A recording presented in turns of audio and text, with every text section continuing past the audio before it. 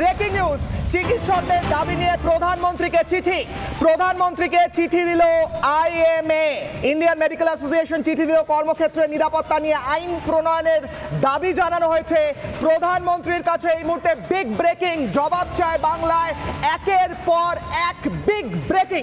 কর্মক্ষেত্রে নিরাপত্তা নিয়ে আইন প্রণয়নের দাবি জানানো হয়েছে, কর্মক্ষেত্রে সিসি ক্যামেরা বাড়ানোর দাবি জানানো হয়েছে, চিকিৎসকদের দাবি নিয়ে প্রধানমন্ত্রীকে চিঠি দিল আইএমএ। বিগ ব্রেকিং, প্রধানমন্ত্রী নরেন্দ্র মোদীকে চিঠি। এই মুহূর্তে যাব আমি সোজা অর্ণব তালুকদারের কাছে। অর্ণব, চিকিৎসক এবং তুমি সেই দিন ছিলে যখন আন্দোলন হচ্ছিল, ভাঙচুর হচ্ছিল, প্রধানমন্ত্রীর কাছে চিঠি গেছে, তোমরা বারবার নিরাপত্তা চাইছো, কিন্তু কয়েকজনকে নাকি আইডেন্টিফাই করে ফেলেছে কলকাতা পুলিশ, তোমাদের মধ্যে কারা ছিলে এবং কারা ভাঙচুর চালিয়েছো। আবার অনেকে বলছে যে এটা রাজনৈতিক কর্মসূচি ছিল, রাম বাম গিয়ে ভাঙচুর চালিয়েছে। তুমি বলো তো কারা ভাঙচুর চালিয়েছিল? দেখুন, একটা জিনিস আজকে দিনের আলোর মতো পরিষ্কার, যে আজকে এই যে ঘটনা ঘটেছে, যে আরজি করে যে নৃশংস ধর্ষণ এবং হত্যাকাণ্ড ঘটেছে, এবং এই ঘটনার পর থেকেই রাজ্য প্রশাসন এবং পুলিশ এই ঘটনাকে লঘু করে দেখানোর চেষ্টা করেছে, এই ঘটনার তদন্তকে তারা মিসলিড করার চেষ্টা করেছে, তারা এভিডেন্স ট্যাম্পারিংয়ের বহুবার চেষ্টা করেছে। আমি কলকাতা মেডিকেল কলেজের ইন্টার্ন, আমরা সেই দিন আমরা হচ্ছে আরজি করে যখন 14ই আগস্টের রাত্রে, মাঝরাত এবং 15ই আগস্টের শুরুতে সেই সময় যে হামলা হয়, সেই সময় আমরা সেখানে উপস্থিত ছিলাম। আমরা সেখানে দেখি যে সেখানে পুলিশ ঠিক কতখানি নিষ্ক্রিয়। পুলিশকে যখন হচ্ছে আমরা অন্যান্য সময় দেখি যে পুলিশ কত তৎপর। আমরা এর আগে একটা দিন মিছিল করে গেছিলাম, সেই দিন পুলিশ ডাক্তারদের মিছিলে লাঠিচার্জ করেছিল। তা সেই দিন যখন এত মব আসছে, পুলিশ তারা বলছে তাদের যখন খবর ছিল না, আমরা পুলিশকে গিয়ে যখন বলি যে আপনারা সামাল দিন, এত একটা বিশাল জনতা আসছে, তারা যে কোনো সময় ঢুকে পড়তে পারে, যে কোনো সময় আমাদের হামলা চালাতে পারে, ভেতরে মেয়েরা তখন মিছিলের জন্য প্রস্তুতি নিচ্ছে। তাহলে সেই সময় আমরা যখন পুলিশকে বলি আমাদের নিরাপত্তা সুনিশ্চিত করার ব্যাপারে, তারা বলেন যে আমরা কিছু করতে পারবো না, আমরা 3 জন পুলিশ, আমরা কি করবো। কি বলে পুলিশ? কি বলে? এক মিনিট আমি আরো একবার বলছি। আর অর্ণব যেটা বলছে এই মুহূর্তে, বলছে পুলিশকে তারা বলে আমাদের নিরাপত্তা দিতে, পুলিশ বলে আমরা কিছু করতে পারবো না। অর্ণব আরেকবার বলো। একদমই, পুলিশ এই কথা বলে যে আমরা নিরাপত্তা দিতে পারবো না, আমরা 3 জন পুলিশ এবং আমাদের কাছে কোনো অর্ডার নেই। অথচ আমরা সেই সময়, তার কিছুক্ষণ আগে আমরা দেখেছি যে বহু পুলিশ, প্রায় 200-300 জন পুলিশ অন্তত, তারা হচ্ছে যে হাসপাতালের মধ্যে ঘোরাফেরা করছেন। তারা গেলেন কোথায়? পরে আমরা জানতে পারলাম যে এই সমস্ত বীর পুলিশরা, যাদেরকে নিয়ে মমতা ব্যানার্জি গর্ব করেন, এরা হচ্ছে যে বিভিন্ন ওয়ার্ডে তারা সেখানে গিয়ে লুকিয়েছিল, ওয়ার্ডে বাথরুমের ভিতরে গিয়ে লুকিয়েছিল, ওয়ার্ডে গিয়ে সিস্টারদের বলেছে যে আপনারা বিছানার চাদর দিন, আমরা রোগী সেজে ওয়ার্ডের মধ্যে লুকিয়ে থাকবো। তারা সেই পুলিশরা তারা এভাবে লুকিয়েছিল, তারা কোনো রকম কোনো সদর্থক ভূমিকা নেয়নি। এবং যখন সে আক্রমণ ঘটছে, আমরা ভিডিও ফুটেজেও দেখেছি যে পুলিশ কীভাবে পিছনের দিকে ছুটে পালাচ্ছে, তারা কিছু করছে না। আমরা যখন বিভিন্নভাবে বিভিন্ন স্তরের পুলিশ দেখেছো, এটা আমরা একদম দেখেছি এবং এটা ভিডিও ফুটেজও আছে। একদম পুলিশ বলছে যে আমাদের কাছে অর্ডার নেই, কোনো অর্ডার নেই, যে ভাঙচুর বন্ধ করার আমাদের কাছে অর্ডার নেই, পুলিশ বলেছে। এবং আমরা তো প্রথম থেকেই দেখছিলাম যে এই ঘটনা যেদিন ঘটেছে 9ই আগস্ট, সেই দিনকে পুলিশ তারা অত্যন্ত তৎপর ছিল যে কীভাবে মৃতদেহকে খুব তাড়াতাড়ি মর্গে পাঠানো যায়। তারা তৎপর ছিল, তারাও কিন্তু বলেছিল যে এটা হচ্ছে আত্মহত্যা। এটা কিন্তু একমাত্র কলেজ কর্তৃপক্ষ বলেনি, তার সাথে সাথে কলকাতা পুলিশও জড়িত ছিল। কলকাতা পুলিশও এটাকে আত্মহত্যা বলে চালানোর চেষ্টা করেছিল। ফলে আমরা প্রথম থেকেই অত্যন্ত আমরা আশঙ্কা করছি যে তারা এই তদন্তকে, তারা হচ্ছে যেটা কলকাতা পুলিশে তদন্ত করছিল সেটাকে তারা মিসলিড করছিল। এবং বর্তমানেও তারা তাদের যে ভূমিকা, এই ভূমিকা অত্যন্ত আমাদের কাছে হতাশাজনক যে তারা এই ভূমিকা নিচ্ছেন। এবং যে মব যখন আসে, আমরা তখন দেখেছি যে ভিডিও ফুটেজেও দেখা যায় যে মব যখন আসে তখন পুলিশ তারা সরাসরি ব্যারিকেড ছেড়ে দেয়, ব্যারিকেড ছেড়ে তারা পালায়। আজকে কোথাও আমরা জানতে পাচ্ছি যে কোনো ইন্টার্নাও নাকি এর সঙ্গে জড়িত আছে। আমি এই মুহূর্তে দাঁড়িয়ে, তার আগে অভয়ের বাবা আরো একটা বক্তব্য রেখেছেন, জরুরি না অভয়ের বাবার বক্তব্যটা শোনা আমাদের চেয়ে বেশি জরুরি। এই মুহূর্তে অভয়ের বাবা কি বলেছেন? ডিপার্টমেন্টের কেউ জড়িত থাকতে পারে, অভয়ের বাবা বলছেন এমন কথা। কি বলছেন অভয়ের বাবা, শুনুন। টোটাল ডিপার্টমেন্টকে দায়ী করছি, ডিপার্টমেন্টের সঙ্গে যুক্ত আছে নিশ্চয়ই।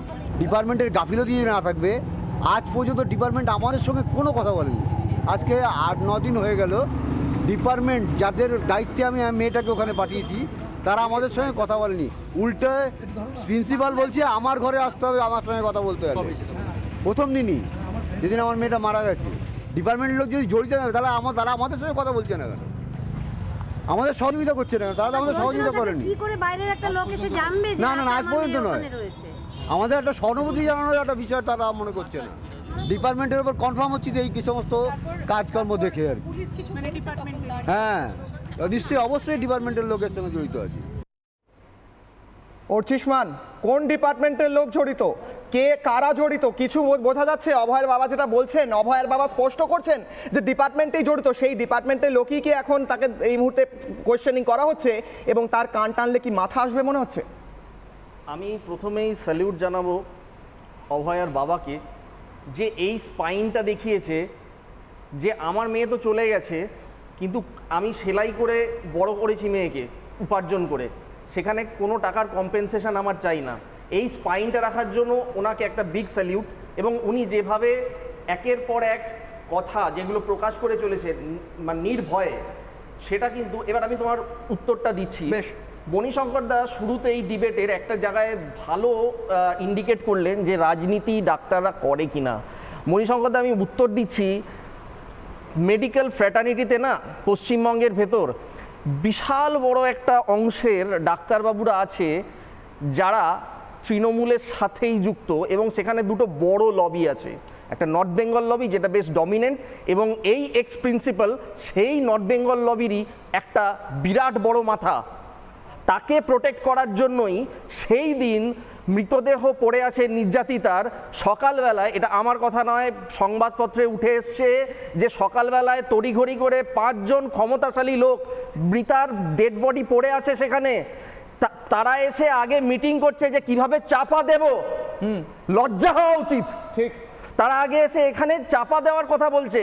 সিস্টেম, আজকে তুমি বললে যে সিবিআই 30 জনকে, আরে 30 জন কেন, 50 জনকেও যদি সাসপেক্ট করে সেখানে অবাক হওয়ার কিছু নেই, কারণ এটা সিস্টেম দ্বারা একটা খুন, যেটাকে পরবর্তীকালে ওরাই চেষ্টা করেছিল প্ল্যান করে যাতে গ্যাংরেপের একটা আকার দিয়ে পুরো জিনিসটাকে চাপা দেওয়া যায়। তারপরেও বিভিন্ন লেয়ার, কেন বলছি এটা প্ল্যান্ড মার্ডার, তার কারণ প্রথম লেয়ারে ওরা ভেবেছিল যে আমরা এটাকে আত্মহত্যা বলে চালাবো, তাই প্রিন্সিপাল থেকে শুরু করে প্রাথমিকভাবে পুলিশ, টালা যে থানা আছে, তারা প্রথম থেকেই এটা নির্যাতিতার মায়ের কথা যে আমাকে কর্তৃপক্ষ বলছে যে আপনার মেয়ে সুইসাইড করেছে, একদম, তো সেইখানে প্রথম লেয়ার গেল হচ্ছে সুইসাইড বলে চালাও, সুইসাইড বলে চালাও, হলো না, চলো গ্যাং রেপ, ঠিক আছে, বা রেপ একজনের দ্বারায়। কাকে করা গেল? এই সঞ্জয়কে, যে সিভিক, ঠিক আছে, আমি ফিগার আগে দাঁড় করিয়ে দেওয়া হলো যে এই সঞ্জয় সব করেছে, এই একমাত্র দোষী, আর কেউ দোষী না। আমি কতগুলো তথ্য দিচ্ছি কিশোর ভাই, দ্রুত, বেশি সময় না। আমি কতগুলো তথ্য দিচ্ছি। বিগত 3-4 বছরে পৌলমী সাহার জেআর ছিল 2020 সাল, সুইসাইড বলে চালানো হলো। পঞ্চানন হালদার পেশেন্ট আরজি করের ভেতর 2022 সাল, তাকেও বলা হলো সে ছাদ থেকে ঝাঁপ দিয়েছে। সুব্রজ্যোতি দাস, সে একজন স্টুডেন্ট ছিল, ইন্টার্ন স্টুডেন্ট, 2023 সালে তাকেও বলা হলো যে সে সুইসাইড করেছে। পর পর পর পর পর পর সিস্টেম দ্বারা এই খুনগুলোকে বহুদিন ধরে এরা সুইসাইড বলে এখন ডাক্তারদের, জুনিয়র ডাক্তারদের আমি স্যালিউট করব যারা এই অরাজনৈতিকভাবে পুরো আন্দোলনটাকে এগিয়ে নিয়ে যাচ্ছে। ভাইদের, আমার বোনদের, আমার বেশ স্যালিউট আমাদেরও। অর্চিষ্মান, একটু সঙ্গে থাকো। এই মুহূর্তে মমতা বন্দ্যোপাধ্যায়ের কয়েকটা বক্তব্য শোনাবো এবং তারই সঙ্গে সঙ্গে দ্রুত কয়েকটা কোয়েশ্চেন আমরা তুলবো, কয়েকটা প্রশ্ন তুলবো, তারপর ছোট্ট করে 30 সেকেন্ড করে ফিরবো আলোচনায়। এই মুহূর্তে মমতা বন্দ্যোপাধ্যায়ের কয়েকটা বাইট, এই মুহূর্তে বাইট মমতা বন্দ্যোপাধ্যায় এবং প্রশ্ন। কাজের দিন যে তদন্ত করেছে, তদন্ত চলাকালীন তদন্তের ভেতরকার এভিডেন্স মিডিয়া ট্রায়ালের জন্য বাইরে আসতে পারে না। যা যা করা দরকার ক্রিমিনালদের ধরবার জন্য, সিসিটিভি ফুটেজ থেকে শুরু করে প্রাসঙ্গিক আশেপাশের যত এভিডেন্স, সারা রাত ওরা ঘুমায়নি, কারণ রাত 2টো পর্যন্ত আমি ওদের সাথে মমতা বন্দ্যোপাধ্যায় রাত্রে পর্যন্ত তাদের সাথে কথা বলছিলেন, এভিডেন্স নাকি বাইরে আনা যাবে না। আমরা প্রশ্ন করছি, সেমিনার রুমের কাছে থাকা দেওয়াল ভেঙে দেওয়া কি এভিডেন্স ট্যাম্পারিং নয়? প্রশ্ন 1। পরের বাইট বলছেন, কি প্রশ্ন উঠছে এই মুহূর্তে শোনাবো। এটা আমার শোনা কথা, আই মে বি রং, যদি ইনভেস্টিগেশনে আমায় কেউ কারেক্ট করে দেয় আমি খুশি হব। আমি যেটুকু তদন্ত হয়েছিল তার থেকে শুনেছিলাম রাত্রির 1টা পর্যন্ত তারা একসাথে খাওয়া দাওয়া করেছেন, ততক্ষণ সে ভালো ছিল। রাত্রির 3টে থেকে সকাল 9টা পর্যন্ত ডিউটিরত অবস্থায় যদি টেস্ট না পাওয়া যায় আপনারা কেউ খবর নিলেন না? কেন খবর নিলেন না? এই যে খবর নিলেন না বলছেন মুখ্যমন্ত্রী মমতা বন্দ্যোপাধ্যায়, আপনি খবর নিয়েছিলেন যখন আপনি ন্যাশনাল মেডিকেল কলেজে তাকে প্রিন্সিপাল পদে বসিয়েছিলেন, যে ব্যক্তি এখান থেকে পদত্যাগ করেছিল, আপনি খবর নিয়েছিলেন। পরের কোশ্চেন, যতই কুৎসা করুন, যতই অপপ্রচার করুন, যতই ফেক ভিডিও ছাড়ুন, ওগুলো ফেক ভিডিও।